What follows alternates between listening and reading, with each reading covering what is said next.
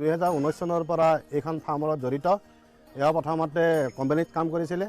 তাৰপিছত ঘৰলৈকে অহাৰ পিছত যে আমাৰ কৃষি বিজ্ঞান কেন্দ্ৰ বাক্সাৰ লগত যোগাযোগ কৰি তেওঁ এখন হাঁহ কুকুৰা ফাৰ্ম খোলাৰ কাৰণে মনোযোগ দেখুৱাইছিল। আৰু তেতিয়াৰ পৰাই তেওঁ বিভিন্ন জাতৰ হাঁহ কুকুৰা ইয়াত পালন কৰি আছে। আমি কৃষি বিজ্ঞান কেন্দ্ৰ বাক্সাৰ ফালৰ পৰা আমি টাৰ্কি চৰাই দিছিলোঁ। তেওঁ কোৱেল পুহি আছিলে, আমাৰ কামৰূপৰ আৰম্ভণিতে পুহি আছিলে। এতিয়া ইয়াৰ ফাৰ্মত টাৰ্কি, লোকেল চৰাই, RIR আৰু হাঁহ, লোকেল হাঁহ যিটো আমাৰ পাতি হাঁহ আৰু ব্ৰইলাৰ হাঁহ হোৱাইট পেকিং পুহি আছে। আটাইতকৈ ভাল লগা কথা এই যে তেওঁ অভিজিত দাসে নিজে 3টাকৈ হাঁহ কুকুৰাৰ কণী পোৱালি জগোৱা মেচিন ইনকুবেটৰ তেওঁ নিজে সাজি লয়। এই ফাৰ্মতে তেওঁ নিজে কণীৰ পৰা হাঁহ কুকুৰাৰ পোৱালি জন্ম নিজে ফাৰ্মতে তেওঁ ব্যৱস্থা কৰি লৈছে। আনকি তেওঁ টাৰ্কিৰ কণীৰ পৰা পোৱালি নিজে জন্ম দিছে। আৰু আমি বিভিন্ন কাৰিকৰী বিষয়ত যিবিলাক দিহা পৰামৰ্শ আছে আমি কৃষি বিজ্ঞান কেন্দ্ৰ বাক্সা ফালৰ পৰা দিওঁ। আৰু বৰ এটা ভাল দিশ যে বাক্সা জিলাৰ লগতে আমাৰ অসমত বিভিন্ন ঠাইত বহুত উদীয়মান ডেকা ল'ৰা, শিক্ষিত ডেকা ল'ৰাই নিজে কম খৰচতে হাঁহ কুকুৰাৰ কণী শুকোৱা মেচিন উদ্ভাৱন কৰি বা সাজি লৈ ঘৰতে আপোনাৰ হাঁহ কুকুৰাৰ কণী মেচিনত দি কণী শুকোৱাৰ ব্যৱস্থা কৰিছে, যিটো হাঁহ কুকুৰাৰ উৎপাদনৰ ৰাজ্যৰ কাৰণে এটা ভাল দিশ। আৰু আমি এটা ভাল দিশ দেখা পাইছোঁ যে বাক্সা জিলাৰ যি ঘৰৰ পিছপিনে যিখন বাৰী আছে, বিভিন্ন তামোল নাৰিকলৰ আপোনাৰ চাৰিওপিনে নেটেৰে আপোনাৰ এটা হেৰি কৰি আৱৰি তাৰ কাষত এটা সৰু ঘৰ বনাই লৈ যদি ঘৰৰ পিছপিনে চোতালত হাঁহ কুকুৰা পালন কৰাৰ কাৰণে দেখা গৈছে। তামোলৰ চাৰিওপিনে নেটেৰে আৱৰি লয়, তাত দিনত হাঁহ কুকুৰাখিনি এৰি দিয়ে আৰু ৰাতি হ'লে আপোনাৰ সেই সৰু ঘৰটোত তেওঁলোকে বান্ধি থয়। এই ঠাইটুকুৰাতে তামোল নাৰিকলৰ মাজতে তেওঁলোকে ঘাঁহ, দানা, পানী চব দিয়ে। আৰু এইটো কাৰণে যে আমাৰ বাক্সা জিলাত এতিয়া হাঁহ আৰু কুকুৰাৰ উৎপাদন আগতকৈ বহুতখিনি উন্নতি হৈছে। গতিকে আমাৰ উঠি অহা ডেকাচামে বা COVID-19 যিখিনি লকডাউনৰ সময়ত যিখিনি আমাৰ বাহিৰৰ দেশত আমাৰ চাকৰি কৰি আছিলে অস্থায়ীভাৱে, সেইখিনি ল'ৰা গুচি অহা ল'ৰাখিনি ধুনীয়াকৈ ঘৰতে হাঁহ কুকুৰা পালন কৰি স্বনিৰ্ভৰশীল হ'ব পাৰে বুলি আমি বিশ্বাস কৰোঁ।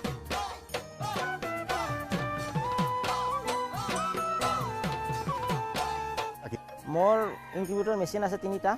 প্ৰথমটো হ'ল 1000 কেপাচিটিৰ ইনকিউবেটৰ মেচিন। আৰু মানে সেইটো একচুৱেলি বনোৱাতে অল এভৰিথিং আপোনাৰ খৰচ পৰি যায় প্ৰায় 15,000 পৰা 20,000 টকাৰ ভিতৰত পৰে খৰচ। আৰু সেইটো মই মাৰ্কেটত যেতিয়া বিক্ৰী কৰোঁ মই মানে প্ৰায় 25,000 বা 27,000 টকা লোৱা যায়। আৰু 19 দিনৰ পৰা তাত মানে কণী ফুটুক দিয়ে আৰু 21 দিনত কমপ্লিট হয়। আৰু পোৱালিটো মই একচুৱেলি 24 ঘণ্টা মেচিনৰ ভিতৰত ৰাখোঁ। তাৰে পিছত মই ব্ৰডিঙত 7 দিনমান ৰাখি পোৱালিটো মই ছাপ্লাই দি দিওঁ। আৰু তাৰে পিছত প্ৰায় 7 মাহ 8 মাহ পিছত মই আৰু এটা ইনকিউবেটৰ মেচিন বনাইছোঁ। সেইটো হ'ল বতা চৰাই 3000 কেপাচিটি আৰু লোকেল মুৰ্গী 1700 কেপাচিটিৰ। সেইটোত কষ্টিং খৰচ পৰি যায় প্ৰায় ইলেক্ট্ৰিকেলৰ পৰা, চাৰ্কিটৰ পৰা, অল এভৰিথিং প্ৰায় 35,000 পৰা 40,000 টকাৰ ভিতৰত পৰে। আৰু সেইটো মই মাৰ্কেটত মানে 50,000 টকাত বিক্ৰী কৰোঁ। আৰু তাৰে পিছত আৰু এটা বনাইছোঁ, সেইটোও মানে 2000 কেপাচিটিৰ। সেইটোতো প্ৰায় 40-45,000 টকা মানে খৰচ পৰি যায়। সেইটো অলপ ছিষ্টেম কিছুমান বেলেগকৈ বনোৱা হৈছে। সেইটো প্ৰায় 60-70,000 টকাৰ সেইটো মানে মাৰ্কেটত আমি দি দিওঁ। আৰু মোৰ ইনকিউবেটৰ মেচিনত যিবিলাক কণী আছে সেইবিলাক কণী একচুৱেলি মোৰ নিজৰে প্ৰডাকশ্যন। মোৰ মানে ঘৰতে কণী পৰা মুৰ্গী ৰাখিছোঁ। আৰু সেই মানে ডেইলি লোকেল মুৰ্গীয়ে প্ৰায় মোৰ 70 পৰা 100টাৰ ভিতৰত কণী দি দিয়ে। আৰু সেই কণীবিলাক মই প্ৰায় 5 পৰা 7 দিনৰ ভিতৰত মই বহাই থাকোঁ। মানে সপ্তাহৰ মূৰে মূৰে মই হেটচিং কৰি থাকোঁ। আৰু সপ্তাহৰ মূৰে মূৰে হেটচিং কৰিলে কি হয়, এটা বেচ বেচাৰ পিছত আৰু এটা বেচ মানে বিক্ৰী কৰিব পাৰি। আৰু কণীবিলাকো ভালে থাকে। একচুৱেলি আপোনাৰ এতিয়াৰ সময়ততো প্ৰায় 15-20 দিনলৈকে কণীখিনি মই ৰাখিব পাৰোঁ। তাৰে পিছত যদি ৰাখি দিওঁ তেতিয়াহ'লে কণীখিনি বেয়া হৈ যায়। সেইকাৰণে মই 5 দিনৰ পৰা 7 দিনৰ ভিতৰত মই মানে হেটচিং কৰি থাকোঁ, তেতিয়া কণীবিলাক ঠিকে থাকে। আৰু পোৱালিখিনি মোৰ ইয়াতে একেবাৰে আমি হ'লচেলাৰ ৰেটত বিক্ৰী কৰোঁ। যদি মই 5 পৰা 7 দিনৰ ভিতৰত ৰাখোঁ তেতিয়াহ'লে মই পোৱালিটো 37-35 পাৰ পিচ এনেকৈ মই বিক্ৰী কৰোঁ। আৰু যদি কাৰোবাক যদি মানে ভেকচিন দি পেলাই দিব লাগে তেতিয়া অলপ ৰেটটো মানে বেছি হয়, সেনেকৈ কৰা যায়। আৰু 5 পৰা 7 দিন বয়সত আমি ৰাণীকেট ভেকচিন দিওঁ। আৰু 14 পৰা 17 দিনত গামৰু IVDB ভেকচিন দিওঁ। আৰু 21 দিনত আৰু ৰাণীকেট ডিচাৰ্জ ভেকচিন দি দিওঁ। আৰু 35 পৰা 40 দিন বয়সত ফাউল পক্স ভেকচিন দিয়া যায়, ব্যৱহাৰ কৰা যায়।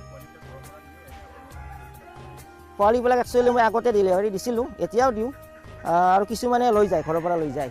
ধৰক আপোনাৰ আপাৰ চাইডে হ'লে আপোনাৰ ডেলিভাৰী দি দিয়া যায়, ছুপাৰত পঠাই দিওঁ।